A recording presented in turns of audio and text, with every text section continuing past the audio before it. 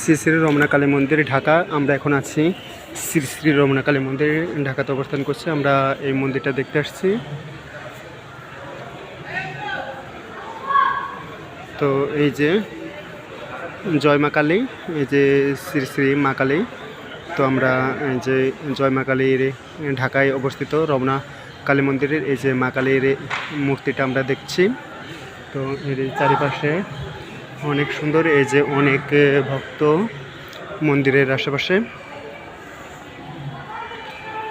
রমনা কালী মন্দির, শ্রী শ্রী রমনা কালী মন্দির ও শ্রীমা আনন্দময়ী আশ্রম ঢাকা।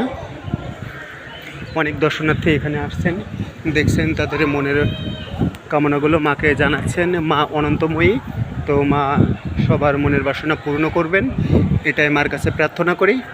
আর সেই সাথে সাথে আমি আপনাদেরকে এই রমনা কালী মন্দিরের যে চারিপাশের যে সিনারিটা সেটা আমি দেখানোর চেষ্টা করছি। এই যে আমাদের মূল মন্দির, আর এর সামনেই আছে আমাদের পুকুর পাড়, যেখানে আছে শ্রী যে শিব ঠাকুরের একটা মূর্তি ওখানে আছে, এবং এখানে অনেক দর্শনার্থী আসছে।